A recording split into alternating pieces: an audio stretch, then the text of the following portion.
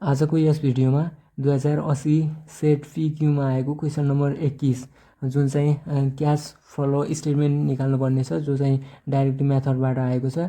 र यसमा चाहिँ हाम्रो लायबिलिटिज र एसिड दुईटा हुन्छ र एसिड चाहिँ बढ्दाखेरि चाहिँ इन्क्रिज भयो भने माइनस हुन्छ र डिक्रिज भयो भने चाहिँ प्लस हुन्छ। त्यस्तै लायबिलिटिजसँग चाहिँ सुल्टो सम्बन्ध हुन्छ, यो चाहिँ बढ्यो भने प्लस हुन्छ र घट्यो भने चाहिँ माइनस हुन्छ। र एसिड चाहिँ बढ्यो भने माइनस हुन्छ, घट्यो भने चाहिँ प्लस हुन्छ। र सुरुमा चाहिँ हाम्रो अब cash flow from operating activities निकाल्नुपर्ने हुन्छ। अनि त्यसपछि चाहिँ दोस्रो चाहिँ cash flow from investing activities अर्थात् फाइनेन्सियल एक्टिभिटिज जुन निकाल्ने नै हुन्छ। र चाहिँ यी तीनवटा हुन्छन्। र सुरु गरौँ अब यो क्वेसनलाई चाहिँ। सुरुमा चाहिँ यस्तै फर्मेट हुन्छ र सुरुमा चाहिँ लेखौँ एमा हुन्छ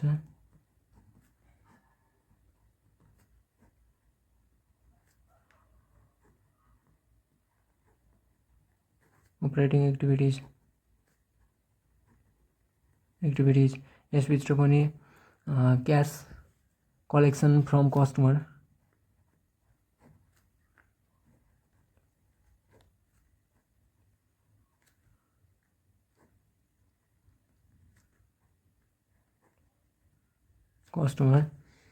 अब यसभित्र चाहिँ सुरुमा चाहिँ सेल्स हुन्छ। सेल्स चाहिँ एडिसनल इन्फर्मेसनमा नै दिएको हुन्छ। सबै क्वेसनमा एडिसनल इन्फर्मेसनमा दिएको सेल्स राखिन्छ। सेल्स चाहिँ यसमा 1 लाख छ। अनि यसपछि चाहिँ दोस्रो मा चाहिँ आउने भनेको हाम्रो एकाउन्ट रिसिभेबल अनि डेप्टर्सहरू चाहिँ आउने गर्छ। यसमा चाहिँ डेप्टर्स छ।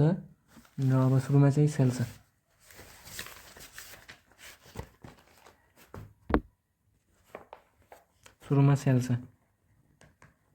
सेल्स कति छ?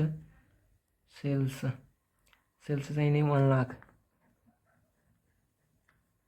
सेल्स छ। अनि त्यसपछि डेप्टर्स चाहिँ डिक्रिज भयो छ भने चाहिँ डिक्रिज हुँदा चाहिँ यो प्लस हुन्छ र इन्क्रिज भयो भने माइनस हुन्छ। अब यो चाहिँ डिक्रिज भयो 2021 र 2022 को दिएको छ र 21 मा चाहिँ 15,000 छ र 22 मा चाहिँ 10,000 भयो। चाहिँ यो डिक्रिज भयो 5,000 ले डिक्रिज इन डेप्टर्स चाहिँ यो चाहिँ 5,000 यो चाहिँ के भएको छ? डिक्रिज भएको छ, त यो प्लस भयो।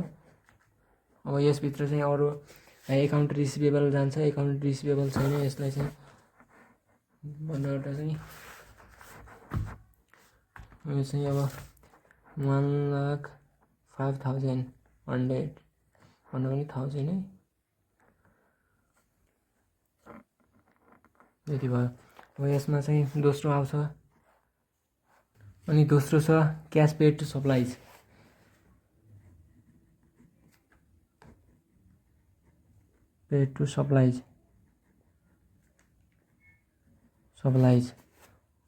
अर्थात् क्रेडिटर्स। अब यसमा चाहिँ कस्ट अफ गुड्स सोल्ड सुरुमा चाहिँ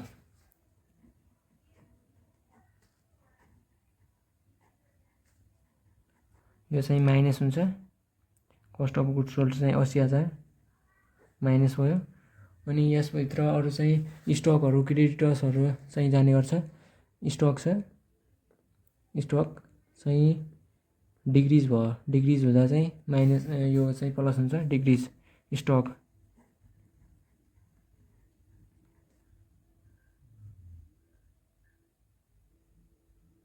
डिक्रिज इन स्टक चाहिँ स्टक कतिले डिक्रिज भयो? 10,000 ले डिक्रिज हुँदा चाहिँ यो चाहिँ प्लस भयो। अनि त्यसपछि क्रेडिटर्सहरू आउँछ। क्रेडिटर्स चाहिँ 32,000 बढ्यो रे, 29,000बाट 32,000 पुग्यो। अनि यो चाहिँ 3,000 ले चाहिँ बढ्यो। बढ्दाखेरि चाहिँ यो चाहिँ प्लस हुन्छ। लायबिलिटिजमा भएको हुनाले चाहिँ लायबिलिटिजसँग चाहिँ सुल्टो सम्बन्ध हुन्छ र यो चाहिँ बढ्यो, यो चाहिँ इन्क्रिज भयो क्रेडिटर्स।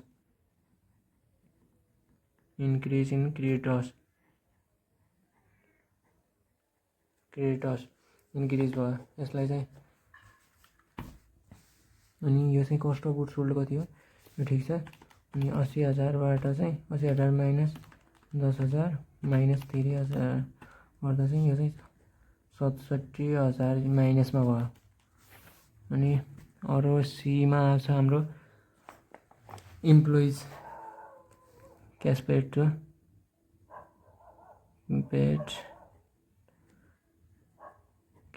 टु इम्प्लोइ अर्थात् अदर एक्सपेन्सिभ पनि हुन्छ। अब यसमा चाहिँ हाम्रो अपरेटिङ एक्सपेन्सिभहरू आउँछ, यो चाहिँ आउटस्ट्यान्डिङ एक्सपेन्सिभहरू, प्रिपेड एक्सपेन्सिभहरू चाहिँ यसमा आउने गर्छ। र यसमा अहिले चाहिँ हाम्रो अपरेटिङ एक्सपेन्सिभ छ एउटा चाहिँ, दोस्रो चाहिँ एक्सपेन्सिभ ड्यू भयो। यसमा चाहिँ छुट्टै यो चाहिँ अहिले घटाउनु पर्दैन र यो चाहिँ यो पुरै लेख्नुपर्ने हुन्छ 26,000। र अपरेटिङ एक्सपेन्सिभ चाहिँ यो चाहिँ माइनस हुन्छ। अपरेटिङ एक्सपेन्सिभ चाहिँ कति छ 26,000 अपरेटिङ एक्सपेन्सिभ भयो। अनि इन्ट्रेस्ट कहाँ हो यो इन्ट्रेस्ट पनि यहीँबाट लेखिने हुन्छ, नत्र छुट्टै बनाइदिउँ। इन्ट्रेस्ट पेड कति छ, इन्ट्रेस्ट एक्सपेन्सिभ अर्थात् एक्सपेन्सिभ हो। अरू चाहिँ 4,000 यो भयो। ल 4,000 छुट्टै राखिदियो। 4,000 यो चाहिँ 26,000 यो भयो। अनि त्यसपछि ट्याक्सहरू आउँछ यसमा। यीमा चाहिँ ट्याक्स चाहिँ यसमा छैन, ट्याक्स चाहिँ यो चाहिँ निल भयो। अब पुरै एड गर्नु पर्यो। एड गर्ने net cash flow from operating activities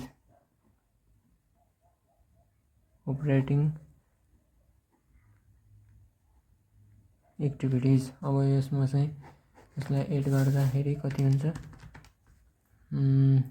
10,530 minus चाहिँ 67,000 माइनस 26,000 अनि त्यसपछि माइनस 4,000 गर्दाखेरि चाहिँ 8,000।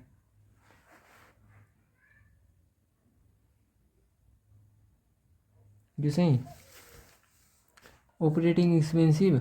अनि दोस्रो चाहिँ यहाँ ठाउँमा बिग्रेछ र इन्कम यो चाहिँ यो इन्ट्रेस्ट पेड चाहिँ यहाँमा 26,000 आइसक्यो, योलाई चाहिँ यो हुँदैन।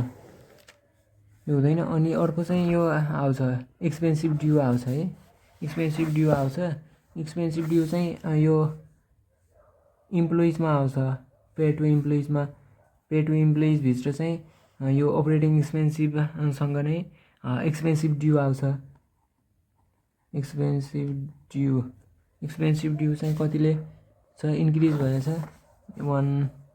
100 यो चाहिँ के भएको छ यो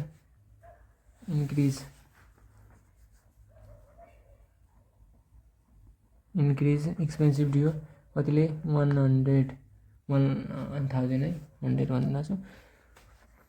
यो चाहिँ यहाँ हुन्छ है, कस्तो लेखेँ यो यहाँ भयो।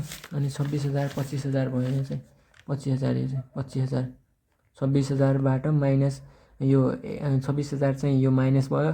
अनि यो 1,000 चाहिँ प्लस भयो, त्यही भएर यो चाहिँ घट्यो र माइनस 25,000 भयो। 25,000 माइनस हुँदा चाहिँ यो चाहिँ माइनस 67,000 अनि माइनस 25,000 गर्दा चाहिँ 13,000 आयो। 13,000 यो भयो। अनि बीमा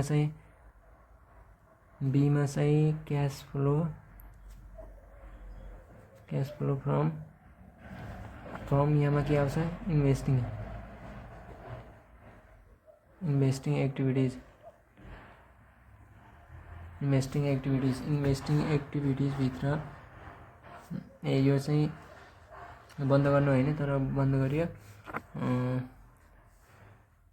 यसभित्र आउने भनेको चाहिँ पर्चेजहरू, सेल्सहरू आउँछ। यहाँ मात्रै खास गरेर फिक्स एसिड र इन्भेस्टमेन्ट मात्रै आउँछ।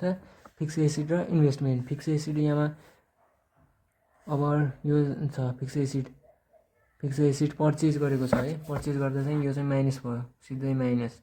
पर्चेज गर्दा माइनस, अनि सेल्स गर्दा, बिक्री गर्दा चाहिँ पैसा आउँछ, प्लस हुन्छ। अनि यो चाहिँ फिक्स एसिड।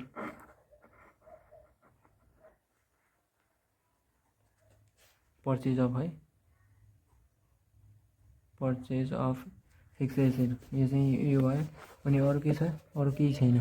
यसलाई चाहिँ अब यसलाई नेट क्यास फ्लो फ्रम यो इन्भेस्टिङ एक्टिभिटिज राखेर यो चाहिँ यहाँ तल राख्दा पनि हुन्छ, सिधै यहाँ लेख्दा नि भइहाल्यो। अब सी, अनि त्यसपछि सीमा चाहिँ क्यास फ्लो फ्रम इन्भेस्टिङ, त्यहाँ गयो फाइनेन्सिङ एक्टिभिटिज है।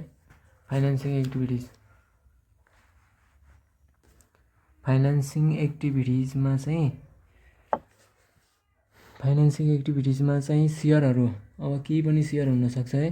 जसरी सेयर स्टक हुन्छ, यो चाहिँ सेयर स्टक, यो स्टक चाहिँ यहाँ भयो। अनि सेयर क्यापिटल भयो, ल्यान्ड भयो, डिभेन्चरहरू यहाँ आउने गर्छ। र यसमा चाहिँ एउटा चाहिँ हाम्रो सेयर क्यापिटलहरू आउँछ, एउटा चाहिँ सेयर क्यापिटल भयो।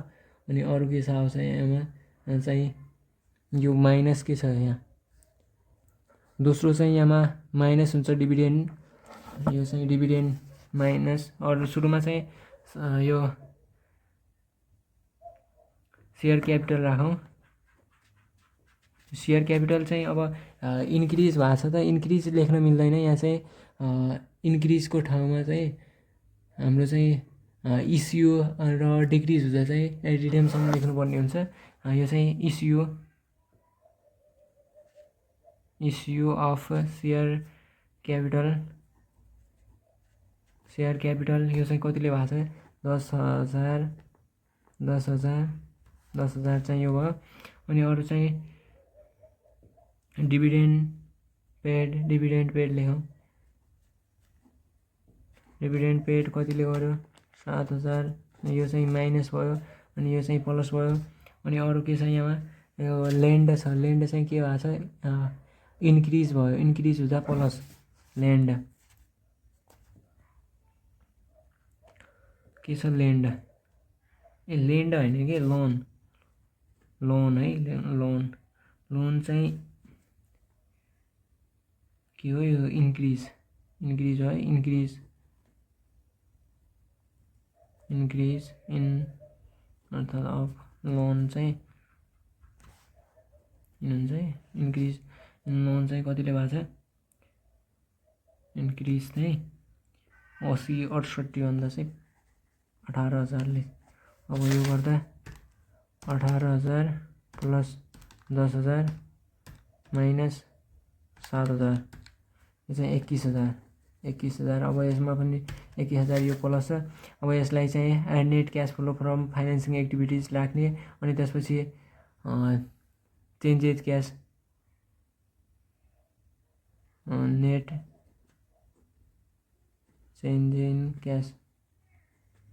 इन क्यास चाहिँ अब यो चाहिँ ए प्लस बी प्लस सी गर्ने, यो सी बी अनि यो माथिको ए यो जोड्ने।